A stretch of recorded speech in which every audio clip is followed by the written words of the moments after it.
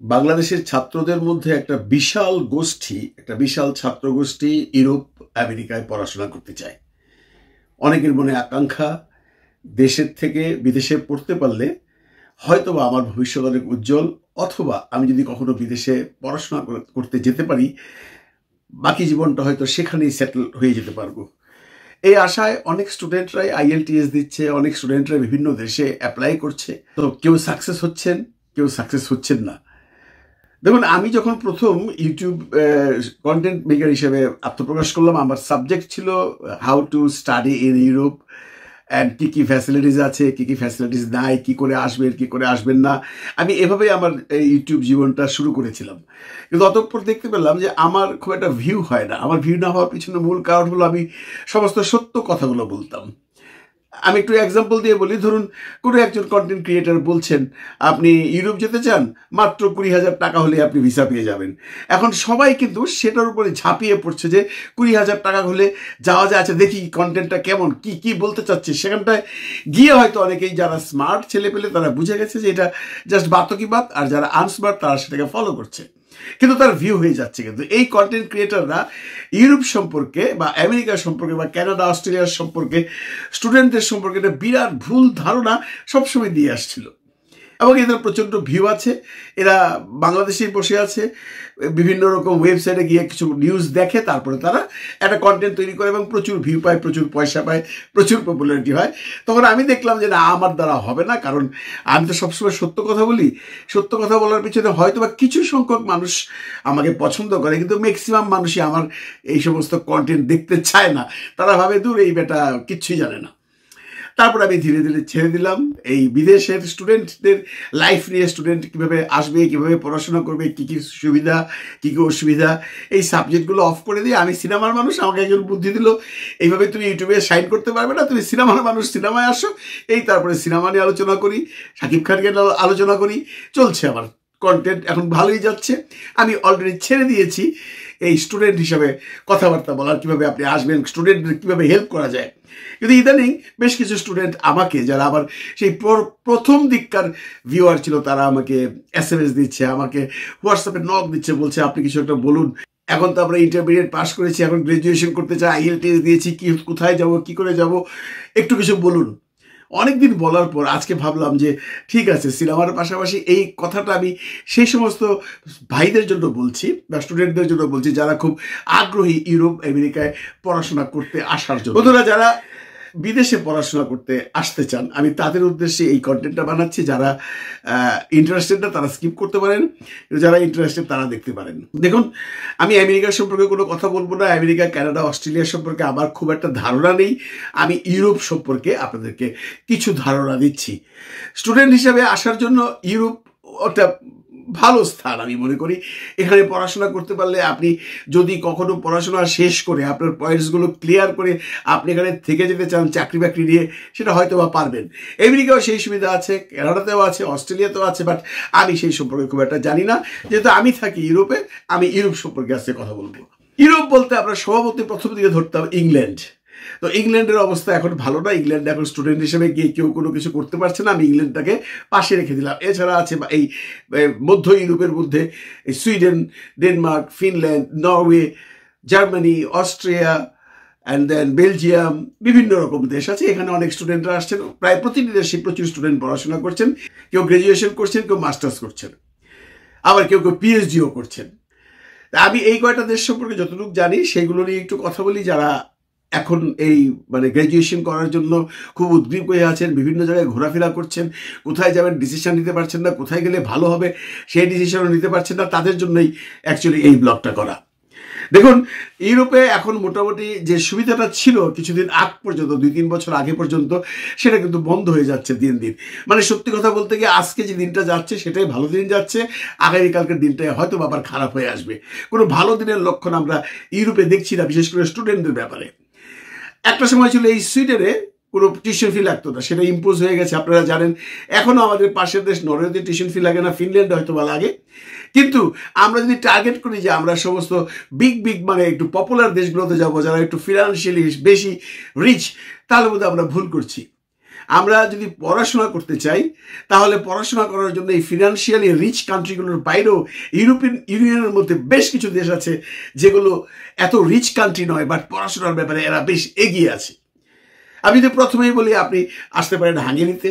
হাঙ্গেরিতে বুদাপেস্টে যে ইউনিভার্সিটি আছে সেটা ওয়ার্ল্ডের র্যাঙ্কিংয়ে আছে।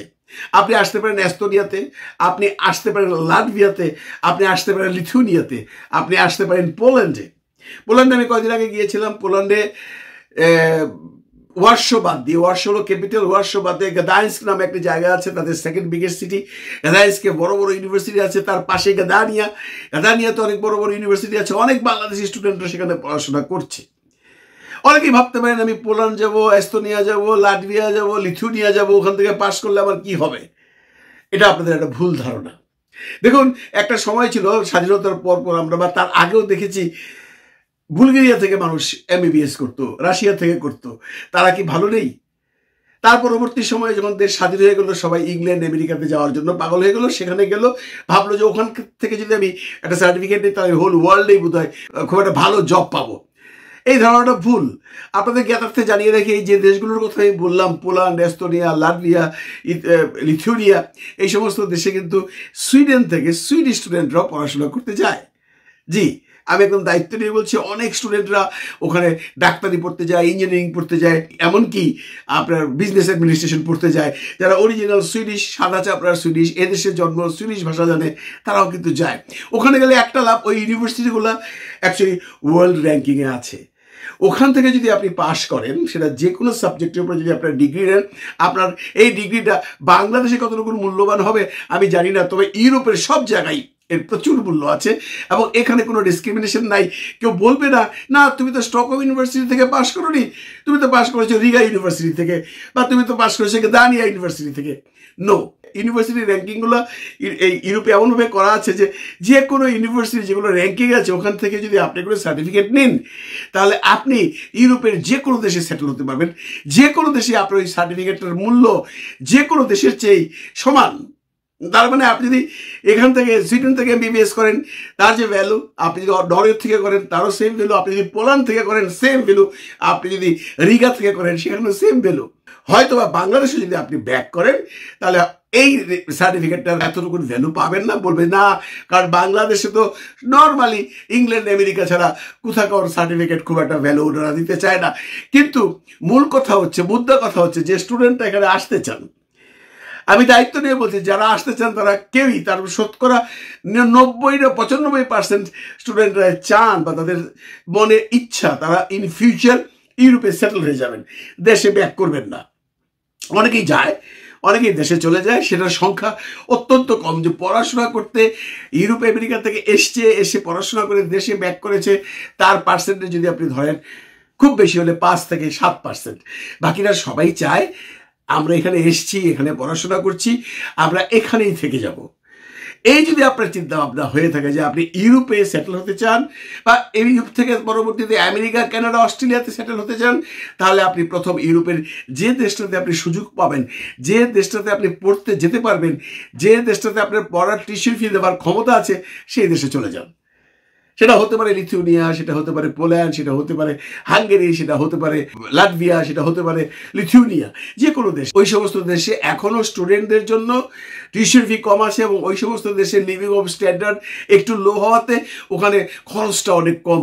যেটা আপনি এই রিচ কান্ট্রিগুলোতে যদি আসেন, যেমনটি ধরেন ফ্রান্স বলেন, ইটালি বলেন, সুইডেন বলেন, ডেনমার্ক, ফিনল্যান্ড বলেন বা জার্মানি বলেন, সেখানে আপনি হয়তো পোষাতে পারবেন না, কারণ ওখানে থাকা খাওয়ার জন্য আপনাকে বেশ একটা মোটা অঙ্কের টাকা গুনতে হবে এবং কর্ম পাওয়াটা ইদানিংকাল একটু টাফ হয়ে গেছে। কিন্তু আমি যে দেশগুলোর কথা বললাম, সেই দেশগুলো যদি আপনারা যান তাহলে সেখানে কাজ করার সুবিধাও আছে এবং সেখানে মানে লিভিং কস্টিংটাও কম আছে, যেটা আপনি হয়তো পোষাতে পারবেন।